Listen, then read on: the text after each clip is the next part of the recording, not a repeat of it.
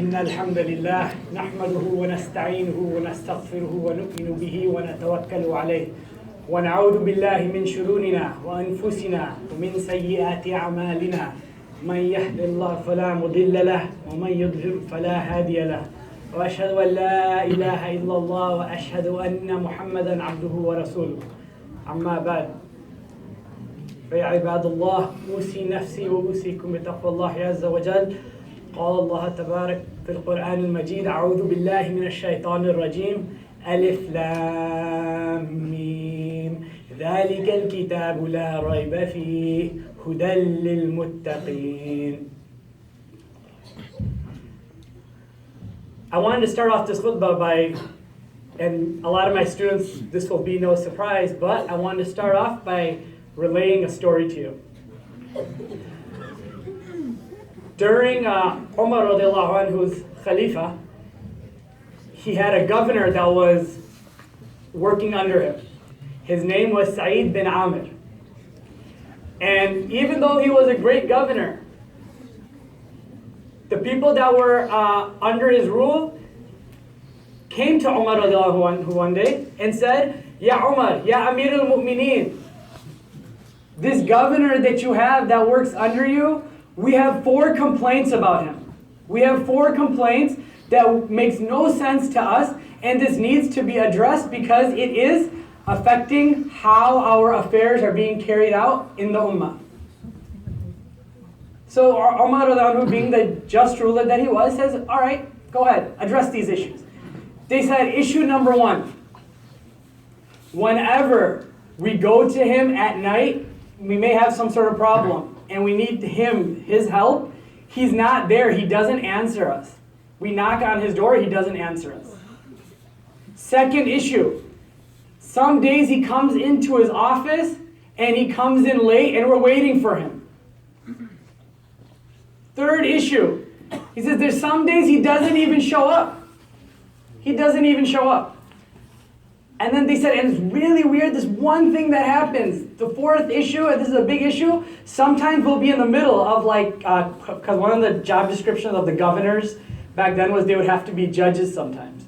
He says sometimes we would be in the middle of court, and he would pass out right in the middle of everybody. And he would wake up, and this is not something that happened once. These 4 things happen often. So Umar radiallahu anhu said, you know what, let's call him forward. Now before I explain to you what happens afterwards, there's a couple of things you want to remember. First and foremost, we could agree that being a Muslim is perhaps one of the biggest blessings Allah subhanahu wa ta'ala has blessed us with. Okay? Now, the reason why the Quran is so powerful is because if you see how the Quran has transformed people from one condition to another is unheard of. So when the Quran came to the Quraysh, or the people of Mecca, they were known to be like around the world. People looked at them before Islam came, and they look at them and say, these people they're horrible people. They bury their daughters. They chase these wild dogs in the desert. They're just really weird people. But it wasn't until, and if you look at how the Quran is designed right after Surah Fatiha, Allah subhanahu wa ta'ala says, Alif Lam Mim, ذَلِكَ الْكِتَابُ لَا رَيْبَ فِيهِ, a book which in there is no doubt. And then he says, هُدًى لِلْمُتَّقِينَ, this is hidayah, this is guidance for who? The people who are muttaqeen, who have taqwa. So sometimes that guidance needs, people need that guidance in order to get to where they need to be. So that's one, that's the second point. Another thing is, Allah subhanahu wa ta'ala, after even Allah subhanahu wa ta'ala does so much for us, all these things, there are times that Allah subhanahu wa ta'ala also bless us with things that we take for granted. Things that we take for granted. The sight that we have to see. Okay? The food that we have to eat. The person that prepares the food for us. The clothing that we have on our backs, that we have sometimes so much clothing that we don't know what to do with. We can sit there and say, you know what, we have the luxury of saying, you know what, today I am going to get rid of these clothing because I have all this other clothing. These are the type of luxuries that the Sahaba and the people before us did not have. Even though Allah subhanahu wa ta'ala says, and the Prophet said, on multiplication, these were the best of generations. In the eyes of Allah subhanahu wa ta'ala, they were the best of generations to come after the Prophet sallallahu alaihi wasallam. So, Umar radiallahu anh calls forward Saeed bin Amr. And he goes, we have this complaint, these 4 complaints that we have. And then he goes, okay, let me hear them. He goes, well, the first complaint we have is that at night when they come and knock on your door, you don't attend to their necessities, whatever they need, their affairs. And he goes, okay, what's the next one? He goes, the next one was that sometimes on many occasions you show up late to where you're supposed to be your appointments, you show up late. And he goes, okay. And he goes, and then what are the other ones? He goes, the other one is there's some days you don't even show up. And he goes, okay. And what's the last one? And he goes, the last one is that sometimes they say that when you're sitting in court, you pass out sometimes. And he goes, okay. And he goes, Ya Amir al-Mu'mineen, I dedicate my time to them in the daytime. In the daytime, I dedicate to them. At night, that time is for Allah subhanahu wa ta'ala. That time that I don't answer my door, that is dedicated to Allah subhanahu wa ta'ala. And you said that I show up late sometimes. He goes, I am the governor. I don't have the means for someone to cook the food. The food that we eat? He says that we eat when we come home and we eat and we have that luxury. The Sahaba did not have the luxury of having somebody preparing food for them at times. So he says, I don't have this luxury. So Umar radiallahu anhu says, okay, fine, we'll have to arrange for that. Then he says, then what about this thing that you do? So there's some days you don't show up to work at all. He goes, yeah, Amir al-Mu'mineen, I only have 1 pair of clothes. 1 pair. So what do I have to do? I have to take that pair, I have to wash it, then I have to let it dry, then I can wear it. And by the time I'm done washing my clothes and they dry, it's already late. So Umar says, okay, we're gonna have to figure something out about this. And then he goes, okay, what about this thing that they're telling me you pass out in the middle of court? You just pass out right in the middle.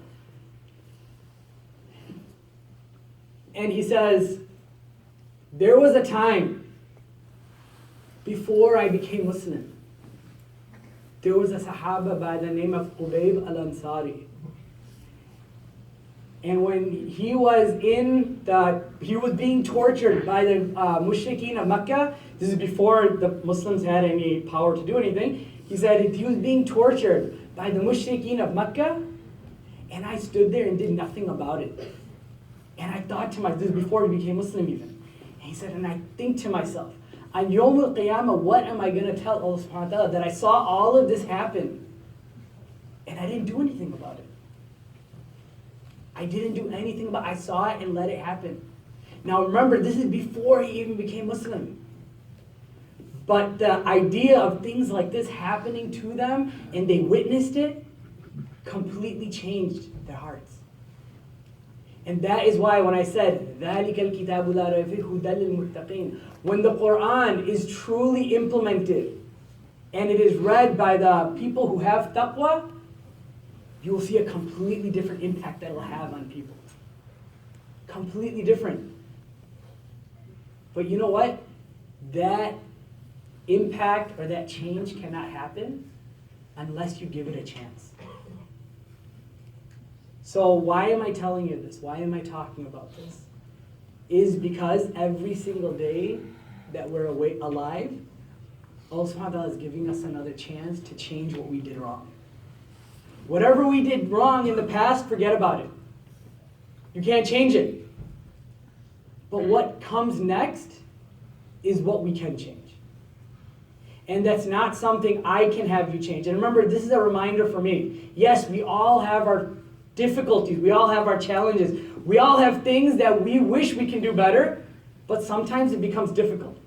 And that's what Allah subhanahu wa ta'ala wants. I cannot force you to change. Nobody in this room can force you to change. The only one that can change you is you. The only one that can change you is you. But It's a lot easier said than done sometimes. But Allah subhanahu wa ta'ala tells us also that shaitan is our enemy. He's the one that's going to force us to try to forget about these things. The clothes that we have on our back, sometimes we think, you know what, this clothes that we have, I'm going to take it for granted.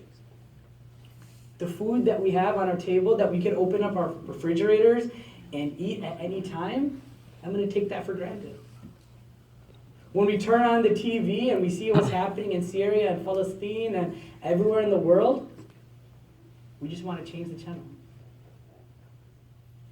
And the hadith says that, there's, you see something wrong happening, what do? First you try to stop it with your hands. If you can't do that, then try to stop it with your tongue. And even after that, if you can't stop it, what do? At least in your heart you feel bad about it. And that is what? The lowest form of iman. So when we see these things happening, it's in our best interest that we make these changes happen. أقول قولي هذا واستغفر الله لكم ولسائر المسلمين كما صليت على إبراهيم وعلى آل إبراهيم إنك حميد مجيد. So we talked about what needs to change. But oftentimes what happens when we talk about some of these stories or sometimes some of these things that we want to change, we forget to think about what steps can we do to make these things change. All right. So a couple of suggestions that I had, something to walk away with, something to take home, something to start implementing, not tomorrow, not next week, not after the school ends, but as soon as possible, right away, before we walk out those doors. All right? First thing is this. Anytime you are doing something, whether it's coming for prayer, waking up in the morning, whatever it may be, ask yourself one real important question, and this will change the equation, your perspective on life itself. And that is, that if I were to die, and this were my last action, would I be happy with it? Is this what I want my last action to be? Is this the thought process that I want to have if Malik al-Maut were to come now? Because that's something that is definite, that is guaranteed in this world, yet it's the last thing we like to think about. Number two, when I was talking about Saeed bin Amir, he didn't get to this level of iman just by messing around or not having people around him that influenced him in the best way possible. He had people around him that always encouraged him or advised him to do good things. So the example is that anytime you have any friends, you're sitting down, hanging out on the weekend. There's nothing wrong with hanging out with your friends, nothing wrong with it. I'm not going to tell you it's wrong. But if you could hang out with your friends, go to the movies at night, you can take some time out to go to the masjid as well. Your relationship with prayer and the masjid is huge. This is something that I didn't know or I didn't really think about until I got older. But you're a lot younger, you have a lot of time, make time for the masjid, get in the habit of doing that. And encourage each other to do good. Encourage to do good things. And you know what? I can guarantee you, once you start doing those good things, everything else just starts, you'll start to notice that things will start becoming easier for you to be doing those good things. So please join me in this dua.